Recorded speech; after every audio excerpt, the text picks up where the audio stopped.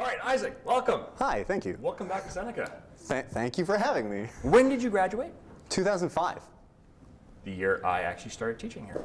Oh, Cool. I left and you came. That's kind of it. Actually, I believe you were here for a while, which is really kind of cool. I graduated valedictorian and then went straight to working in the AV office. Now you're doing a whole ton of stuff, and technology and having to learn things is sort of rather key to every day that you're working.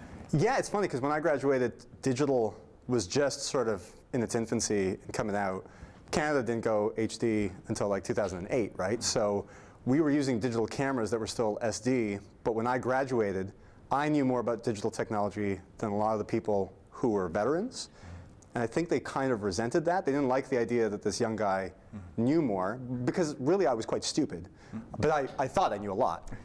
And so I got in trouble with people. Typical student or typical grad. Yeah, right. Yeah. Like, but I mean, you spend a lot of time studying and you feel like you've got a handle on things, and it isn't until you get into a real world application that you realize you really don't know anything, but you know enough to teach yourself out of that problem.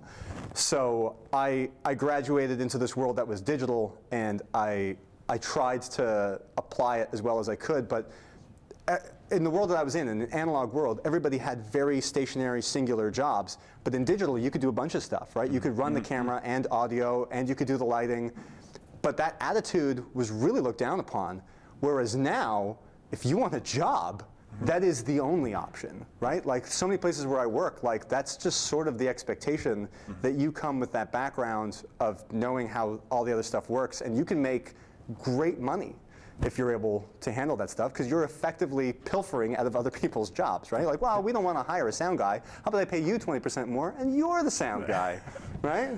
Yeah, which is kind of a weird feeling. You're thinking, wait, I'm taking a job away from a guy, but you know what? If I don't do that job, then they'll just find somebody else who can. I think the way that it always works is that the big places always say, like, no, this is what works. This is how we've always done it.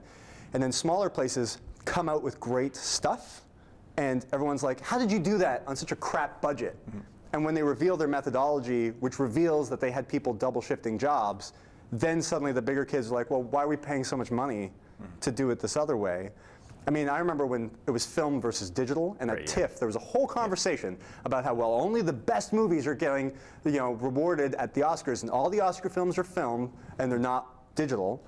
And that's simply because studios weren't putting money into digital film. But now, I would like to know an audience member who could honestly look between modern film and modern digital and actually tell me that they can see the difference, or that they enjoy the production somehow different. Like the technology's come to a place where it's irrelevant. Like it's all about what is the audience experience. Yeah, cool. So the end result really does it make the impact you want it to make? Yeah, I mean, I love technology. I love playing with different toys, but So toys, like what are you working with now? What camera are you shooting? So my personal camera is the Sony FS700, but I was recently up in Frobisher Bay in Iqaluit shooting with the FS7. But like cameras, I mean, a camera generally always works the same as any pinhole camera, right? You have your aperture, you have your sensor, and then you have a place to put that image. But at the end of the day, they're all very similar, but they all have their own little flavors. So the C300 and the FS7 II, very similar. They do a lot of very similar things.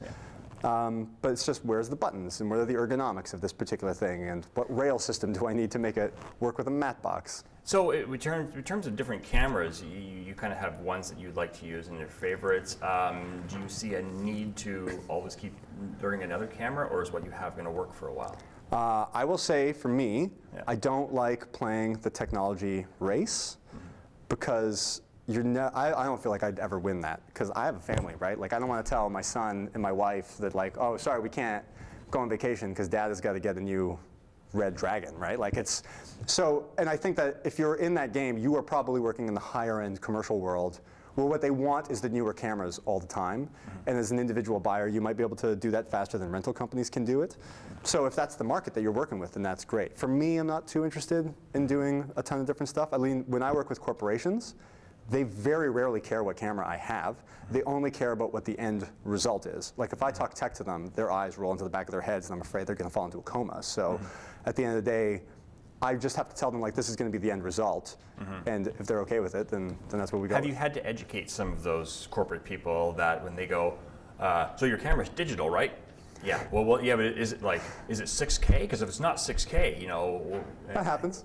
How do you deal with that? The people who they hear a term and they think, oh, well, you know, you're not shooting on red? Well, because apparently red's the best. I can tell you that I actually learned this lesson very early. When I graduated, I was working with a sound guy who asked me, he was young like me at the time, because I'm an old man now. Right. And yeah, I'm an ancient one. And so he said, what do you think your job is? And I was confused by the question, so I was like, I'm a camera operator. And he's like, no, Aizick, our job as techs is to provide the best quality technical production possible, even if that means educating the client. And my response was, that's not my job. Like, my job is not to lecture somebody as to what their production is. My job is to listen to what they want. I provide them with options based on what they want. And even if they pick an option that's crap, but it's their choice.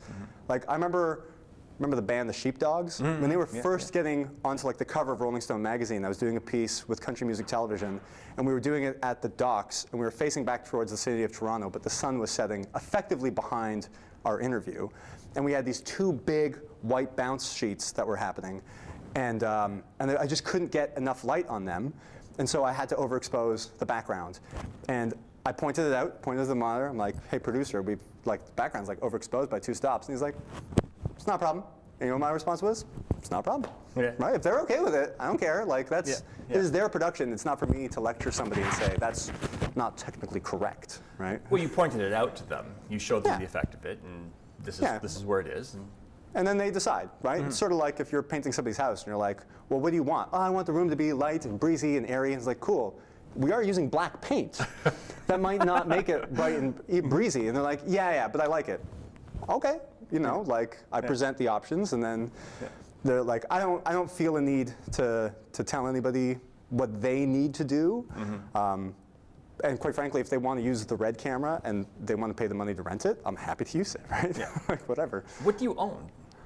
So I own a lot of stuff. Like, I mean, I own the GoPro Hero 4. I own the FS700 with a rail system, a bunch of lenses. I own a bunch of lights, Kino Flows, Lowell's, Dado lights. I own the Bolts, Dracasts, all LED, battery-powered, bicolor LEDs. Yeah.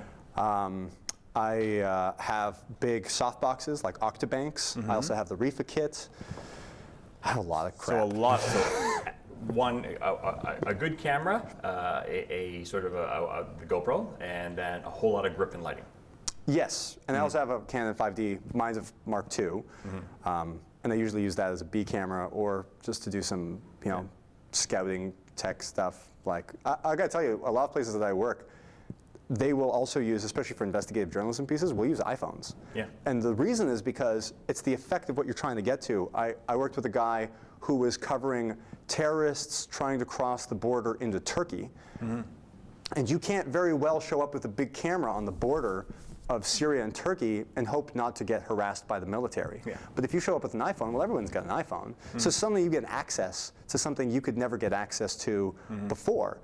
It used to be that when the Canon 5D Mark II came out, journalists were able to go and get video out of Beijing at a time when that wasn't really possible because the Beijing police didn't know that that camera recorded video. But now, of course, everybody knows it records video, so now you got to go a whole different route. But like, the camera itself, its physical form, gives a sort of different type of access.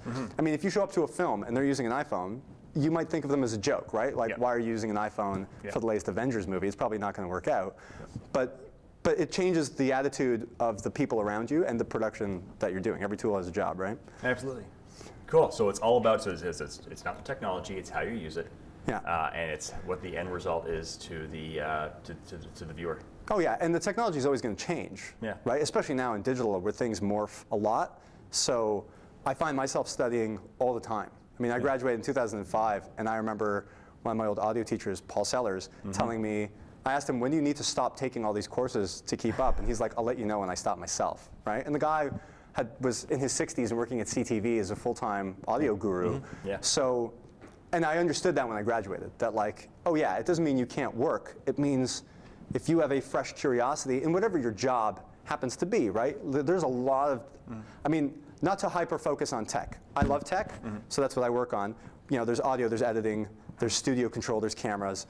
But But there's a lot of soft jobs that surround the TV production and film production, whether you're a coordinator or a producer. Producers have really tough jobs, right? And so there's a lot of soft skills that you need. I think probably the biggest one is interpersonal, right? Like you can't train attitude. I can train somebody how to press a button like a monkey, but I can't train that monkey to behave nicely when I walk in the room, right? Or to show up on time. Showing up on time.